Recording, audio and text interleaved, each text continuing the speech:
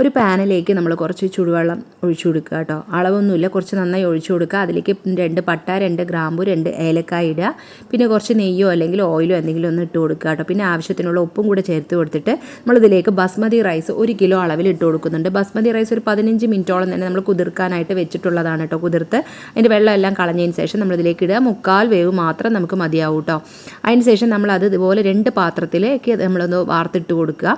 എന്നിട്ട് നമ്മളൊന്ന് അതായത് അടച്ച് വെക്കരുത് കേട്ടോ. അടച്ച് വെച്ചാൽ ഒന്നുകൂടെ വേകും. ഇനി സെയിം പാനിൽ തന്നെ നമ്മൾ കുറച്ച് നെയ്യും അതുപോലെ തന്നെ കുറച്ച് ഓയിലും ചേർത്ത് കൊടുത്തതിന് ശേഷം പിന്നെ നമ്മൾ ചെറിയ സവോള ഇതുപോലെ കൊത്തി അരിഞ്ഞത് ഇട്ട് കൊടുക്കുക.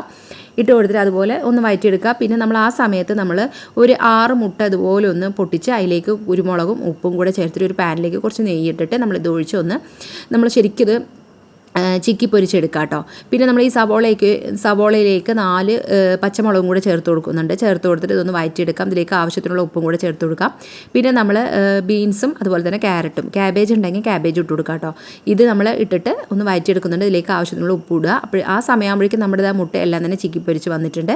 ഇനി നമ്മൾ ഇതിലേക്ക് നമ്മൾ ആ ഒരു പാത്രം പോരാ എന്ന് വെച്ചിട്ട് വേറെ വലിയൊരു പാത്രത്തിലേക്ക് നമ്മൾ ഇതൊന്ന് മാറ്റുന്നുണ്ട് കേട്ടോ, വഴറ്റിയത്.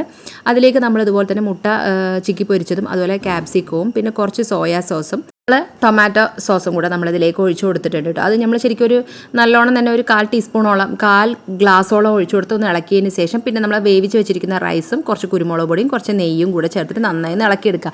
ഇത്രയേ ഉള്ളൂ കേട്ടോ. നല്ല അടിപൊളി ടേസ്റ്റ് ആയിട്ടുള്ള ഫ്രൈഡ് റൈസ് ഇവിടെ റെഡി ആയിട്ടുണ്ട് കേട്ടോ. അപ്പോൾ നിങ്ങൾക്ക് ലഞ്ച് ബോക്സിലൊക്കെ മക്കൾക്ക് ആക്കാൻ പറ്റിയിട്ടുള്ള നല്ലൊരു അടിപൊളി ടേസ്റ്റ് ആയിട്ടുള്ള ഫ്രൈഡ് റൈസാണ്. അപ്പോൾ നിങ്ങൾ ഇതുപോലെ ഒന്ന് ട്രൈ ചെയ്ത് നോക്കുക കേട്ടോ.